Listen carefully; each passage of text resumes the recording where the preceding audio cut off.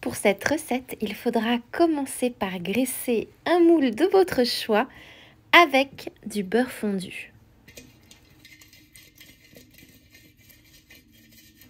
N'oubliez aucun recoin.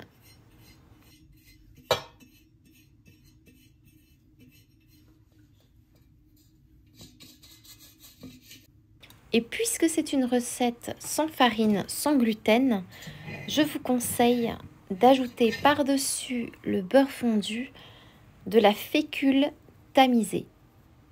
Elle jouera le même rôle que la farine pour éviter que le gâteau ne colle aux parois du moule. Séparez les jaunes d'œufs des blancs d'œufs de 6 œufs.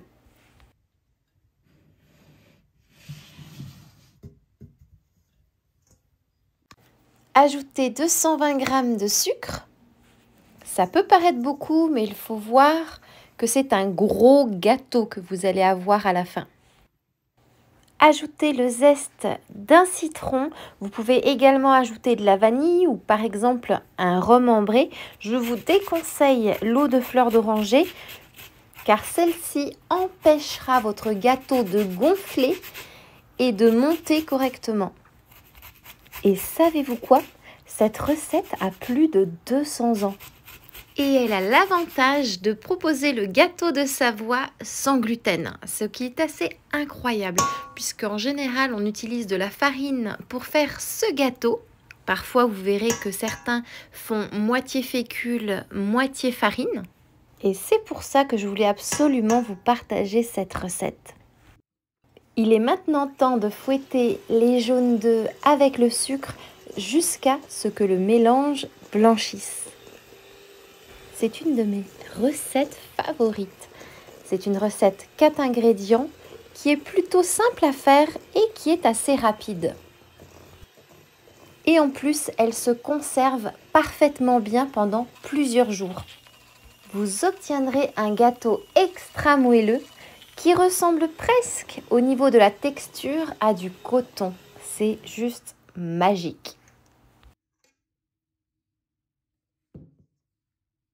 Et ajoutez 150 g de fécule de votre choix.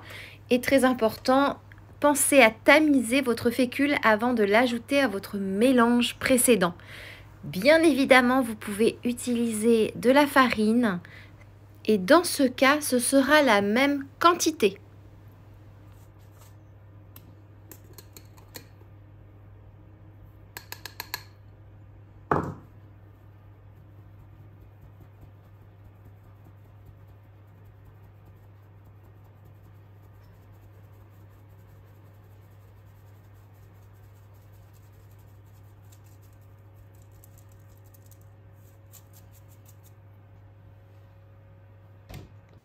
Fouettez jusqu'à ce que la fécule se soit bien incorporée.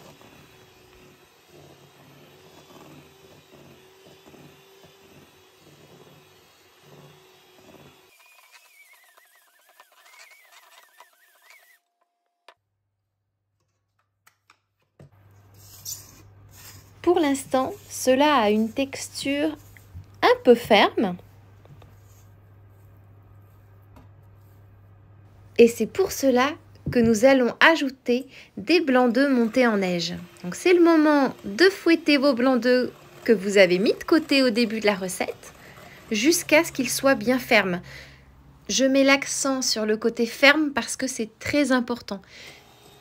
Ça prendra environ 3 à 5 minutes pour obtenir la texture adéquate. Comme vous pouvez voir sur la vidéo, ils sont bien fermes. On a un beau pic qui s'est formé. Commencez tout simplement par ajouter 1/3 des blancs d'œufs montés en neige à la pâte et mélanger. C'est ce qui va lui permettre de se détendre, de devenir plus souple.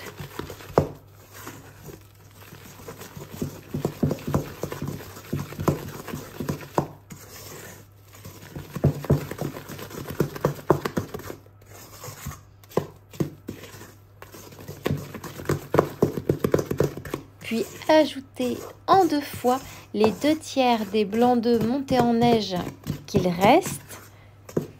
Et cette fois, il faudra mélanger délicatement.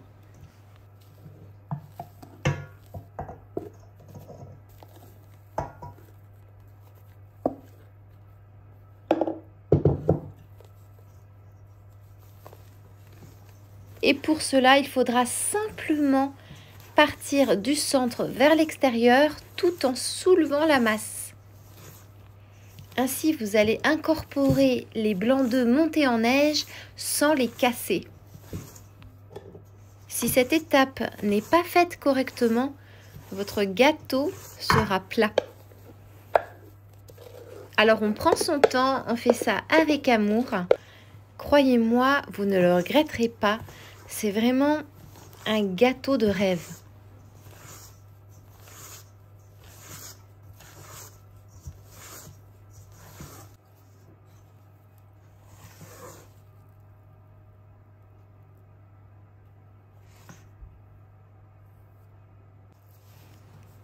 C'est le moment de remplir votre moule à gâteau avec votre pâte de gâteau de Savoie. Et il est très important de choisir un moule à gâteau qui est assez large, assez grand, puisqu'il faudra seulement le remplir de 2/3. Alors si vous n'avez pas de gros moule, vous pouvez très bien faire plusieurs petits gâteaux. Il y a toujours une solution. Et cuire au four préchauffé à 200 degrés pendant 5 minutes, puis à 180 degrés pendant 10 minutes et enfin à 150 degrés pendant 40 minutes. Et n'hésitez pas à déposer votre moule à gâteau en bas de votre four. Avouez qu'il est majestueux. Et puisque nous avons utilisé de la fécule à la place de la farine, c'est très important d'attendre que votre gâteau refroidisse avant de le démouler. Le dessus du gâteau est légèrement meringué.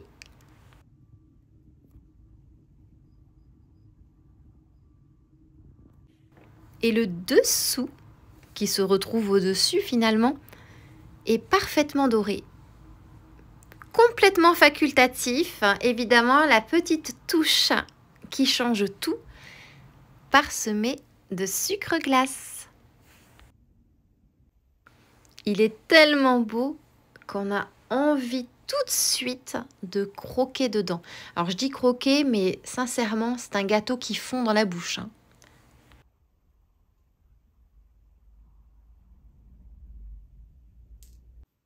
Et je vais vous faire écouter le son de ce gâteau. C'est sans doute le moment que je préfère.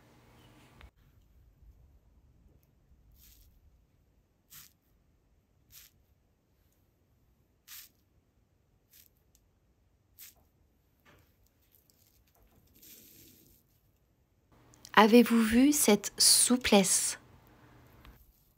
L'essayer, c'est l'adopter.